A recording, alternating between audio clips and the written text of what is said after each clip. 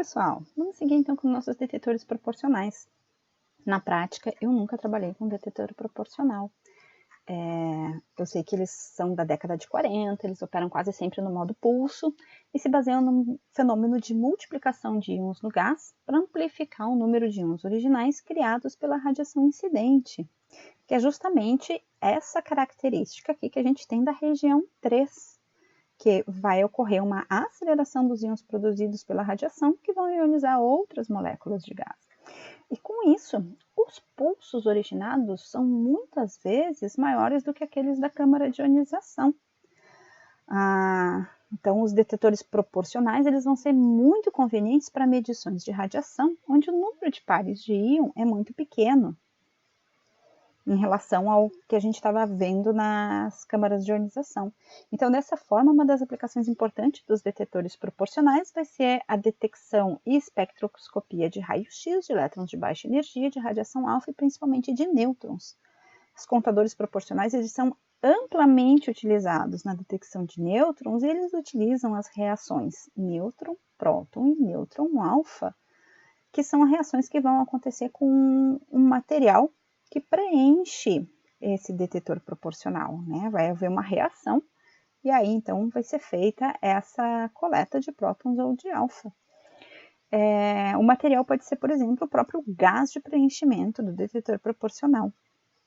Eles são construídos, na maior parte das vezes, de uma forma cilíndrica, e esse motivo deles serem de forma cilíndrica, como mostrado aqui nessa figura, para que uma tensão, quando se usa, por exemplo, um fio fino como anodo, ela possa criar campos elétricos muito maiores do que se a gente for utilizar, em vez de fio fino, anodos na forma de placas. Eu consegui essa imagem desse detetor aqui, mas esse detetor ele não é cilíndrico, né? Ele é plano e ele é um detetor proporcional pressurizado, que ele é utilizado para avaliação de contaminação de superfície. Mas como eu falei antes, eu nunca usei um detetor proporcional. Pelo contrário, na medicina nuclear, eu sempre trabalhei com um Geiger-Müller. Os detetores Geiger-Müller, eles são bem mais antigos que os detetores proporcionais, eles datam lá de 1928, quando a gente vai ter a primeira Comissão Internacional de Proteção Radiológica, que ela é criada justamente para a gente começar a estabelecer limites de radiação. Vai ser uma época onde as pessoas começam a se dar conta que o uso indiscriminado de radiações causa efeitos deletérios e com isso precisa ser regulamentado os níveis de radiação permitidos. Então, a gente vai ter níveis de radiação bem diferentes dos que a gente trabalha hoje em termos de limitação de dose individual, mas porque naquela época não se levava em conta ainda os efeitos estocásticos. Pouco se sabia sobre os efeitos estocásticos das radiações ionizantes, que são aqueles efeitos que ocorrem a longo prazo. Uma das vantagens da gente utilizar esses detetores Geiger-Müller até hoje é em função da sua simplicidade, baixo custo e da facilidade de operação e manutenção desses detetores.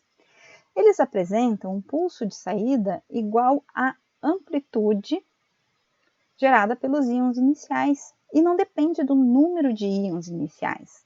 Lembrando que a gente está na região 5, da curva que relaciona a tensão aplicada com as cargas coletadas para essa tensão dentro dos volumes ativos. E é justamente nessa região 5 aqui, então, a gente vai ter uma tensão aplicada no volume ativo entre 800 e 2000 volts, enquanto que lá nas câmaras de ionização a gente vai estar trabalhando de 200 a 300 volts, e aqui nessa região 3 a gente não deve chegar talvez a 500 volts, né? A gente vai trabalhar com valores um pouquinho menores do que esses. Então, justamente por isso, o contador Geiger, ele vai funcionar muito mais como um contador de radiação, porque ele não vai ser capaz de discriminar energias. Para a gente ter uma ideia, cada partícula que interage com o volume sensível do detector, a gente pode estar gerando, pode estar criando alguma coisa entre 10 na 9 e 10 na 10 pares de íons. Então, a amplitude de pulso de saída formada no detector vai ser na ordem de volts. E aí que a gente comenta que ele é relativamente simples, porque ele vai dispensar o uso de pré-amplificadores. Para a contagem de partículas carregadas, a gente pode ter um pouquinho de dificuldade por causa da absorção dessas partículas nas paredes do detector. Então, até por isso, a gente tem uma janela aqui, ó, que é feita de materiais leves e finos, com baixo número atômico, que vão permitir que elétrons e partículas alfas possam penetrar, né, no volume sensível do detector para a gente poder fazer uma leitura, uma contagem de radiação. Para a radiação gama, a resposta do detector ocorre de forma mais indireta, através das interações da radiação incidente com as paredes do detector, gerando então uma radiação secundária, que normalmente são elétrons que vão interagir com o volume sensível do detector. E o Geiger-Müller, então, ele não é utilizado para contagem de nêutrons, para detecção de nêutrons, por causa da baixa seção de choque de interação dos gases que a gente utiliza para o caso de nêutrons. Né? E aí, no caso de nêutrons, a gente tem os detetores proporcionais com uma resposta bem mais eficiente, né? E que até a gente conseguiria fazer uma espectroscopia dessas partículas em função daquela faixa de operação. Embora os Geiger-Müllers não tenham condições de medir nenhuma grandeza radiológica e nem a energia das radiações que estão interagindo no seu interior, eles são ótimos para a gente estimar grandezas como dose e exposição, ou taxa de dose e taxa de exposição. Claro que aí a gente vai ter que calibrar, a gente tem que ter esses Geiger-Müller calibrados para energias determinadas. E os valores vão ser utilizados, inclusive, através daquela grandeza que a gente viu lá em grandes unidades, a fluência. Tá? Na maioria dos casos, as escalas para medição de dose absorvida ou taxa de dose absorvida, elas vão ser construídas utilizando-se uma câmara de ionização que mede essa grandeza, né, ou a taxa da grandeza, e aí para cada ponto a gente vai ter a grandeza ou a taxa para a montagem da escala. Mas isso são aspectos de construção do Geiger-Müller. O que interessa para nós é a utilização e a gente conseguir fazer então as contagens, identificar pontos de contaminação e ter uma ideia da quantidade de radiação que a gente está medindo.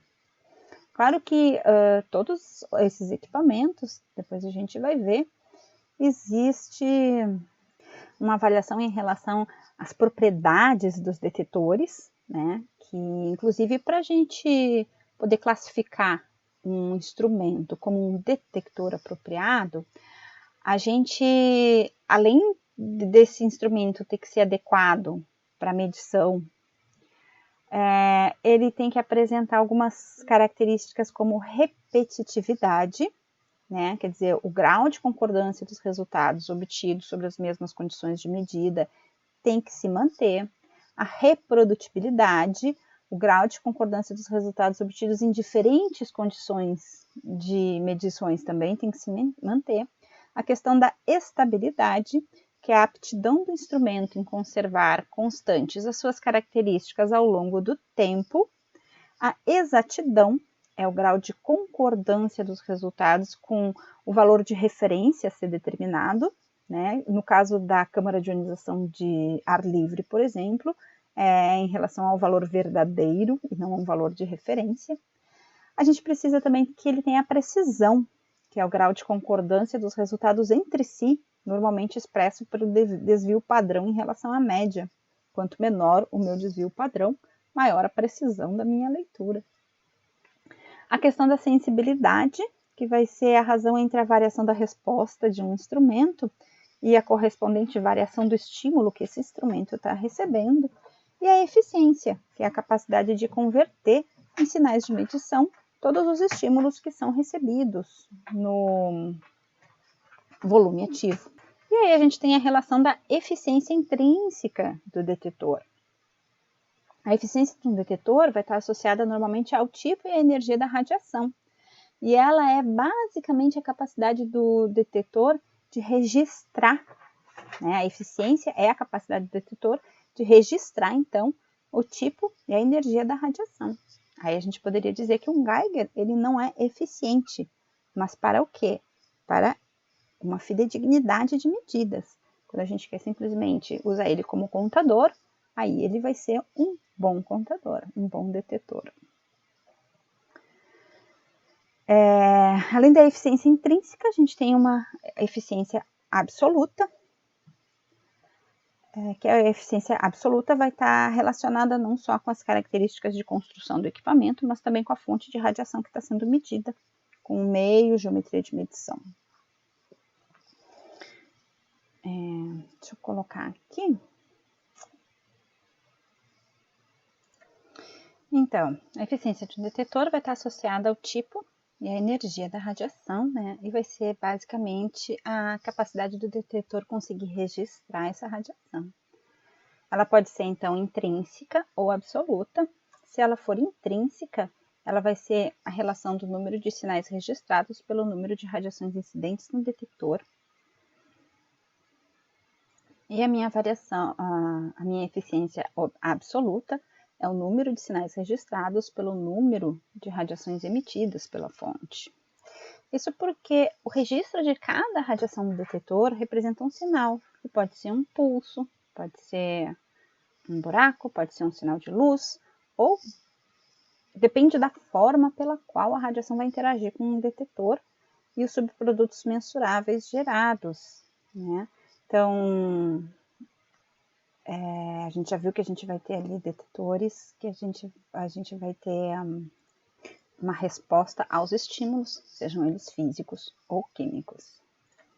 E com isso a gente vai ter, então, alguns fatores que vão definir a escolha dos nossos detetores, que pode ser em função do tipo da radiação, do intervalo de tempo de resposta de interesse, tipo, as minhas medições podem ser instantâneas, ou a gente pode registrar uma radiação acumulada durante um determinado período de tempo. Outro fator muito importante é o tipo de radiação emitida, a questão de precisão, exatidão e resolução, né? O que a gente está querendo fazer em termos de medição, e as condições do trabalho do detetor, tipo de informação desejada, características operacionais e o custo do detetor. Então, existem vários fatores que podem nos levar a escolher um tipo de detetor. De um modo geral, a gente fala em termos de energia. Em termos de energia, porque a exemplo de uma câmara de ionização, eu vou escolher uma câmara de ionização com volume ativo menor ou maior, em função da energia que eu quero fazer a medição. Mas uma coisa muito importante que a gente tem que saber é que todos os detetores eles têm que ser calibrados. Eu preciso saber sempre quais são os fatores de correção que eu vou estar aplicando. Na verdade, o fator não é exatamente de correção, é um fator de calibração para que eu tenha uma fidedignidade de leitura das doses que eu quero. Muitas medidas, às vezes, a gente faz por comparação. Então, quando eu faço essa medida por comparação, não importa o fator de correção ou o fator de calibração que eu aplique, em ambas as comparações ele vai acabar se anulando. Mas mesmo assim eu preciso ter uma série de cuidados com os meus detetores para saber se a resposta dele está sendo viável ou não. Para isso, a própria legislação vai estar exigindo, então, um certificado de calibração de todos os nossos instrumentos de medida. Mas não vamos desviar o assunto, vamos seguir nos nossos detetores e no próximo vídeo vamos ver os detetores de cintilação.